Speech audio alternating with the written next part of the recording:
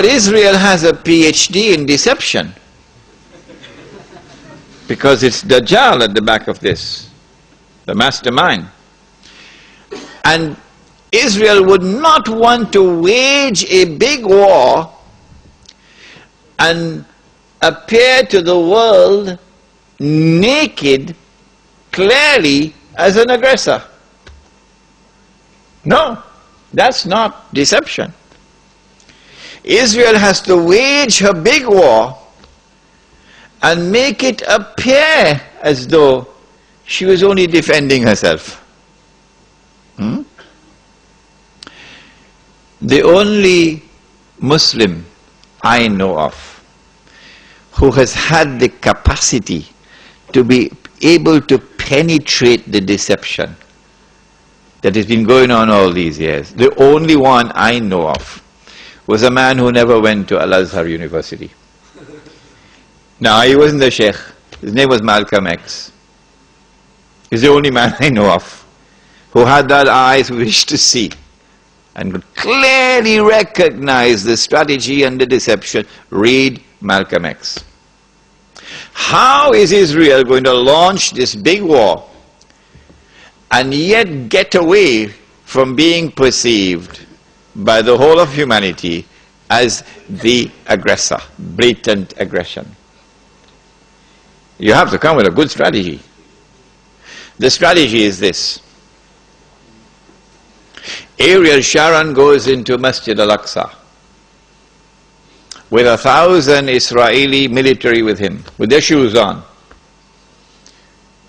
with the full knowledge that this calculated act of extreme provocation must have a response, a fiery response. And as the flames of the new intifada emerge, you must keep it burning by committing upon the Palestinian people more and more atrocities that drive them into a greater and greater rage. This is planning, this is strategy, this is not happening by accident.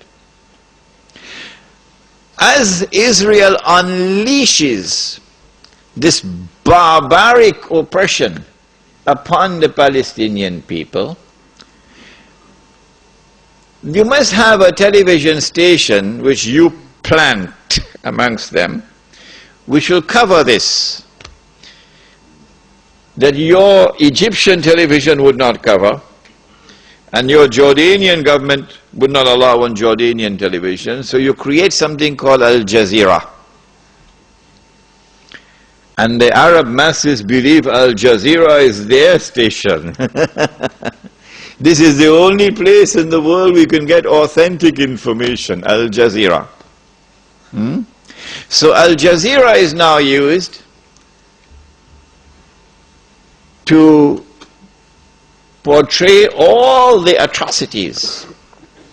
And so around the Arab world, the masses only have to tune into Al Jazeera and they know what's happening. And so the Arab masses become more and more angry. Impending scenario in which, like the domino effect, governments around the world of Islam, they will claim, are now going to fall. And the world of Islam is rising up now. And one-eyed Muslims, of course, are going to believe it. The world of Islam is now going to rise up and all these governments are going to be swept away. And authentic governments representing the Muslim masses will now emerge.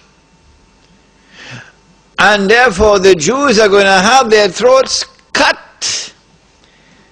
This is going to be the most dangerous moment in the entire life of the world of Jews. The media will portray it. If we don't do something, we will all be slaughtered by these Muslim fanatics. Yeah? I tell you, this will be drama worthy of Hollywood when it comes. Huh? They must be hating me now for revealing their secrets. It is in this scenario that Israel will say, we have to do something. If we just sit here and do nothing, the state of Israel will be destroyed and the Jews will all be slaughtered. What can we do? They call it a preemptive strike. A preemptive strike. But it won't be a preemptive strike. It will be the most dazzling display of the magnificent application of state-of-the-art military technology that will leave even Uncle Sam in the backyard. A war like Uncle Sam has never seen and could never wage. That is what Israel is going to wage. Do they have the technology? I believe they have technology that even Uncle Sam doesn't have. It will be a lightning strike. Israel has to put on this magnificent display of military power and state-of-the-art technology beyond anything else that the world has ever known, in order for Israel to impress upon mankind the validity of its credentials that is now going to become the new ruling state in the world. Before Fahad could even blink, the Israelis have taken over the Saudi oil fields, and the Iraqi and the Kuwaiti oil fields. The United States, of course, will make some noise, and Britain will make some noise, but will they send troops? No, of course not. The United Nations Security Council is now going to be used by the rest of the world, particularly Uncle Europe, and Uncle Japan, and the rest of the world. They will take the United Nations and seek to use the United Nations now to do something about this. Collective action to force Israel to withdraw. Because if Israel does not withdraw, Europe is going to be choked, and Japan is going to be choked.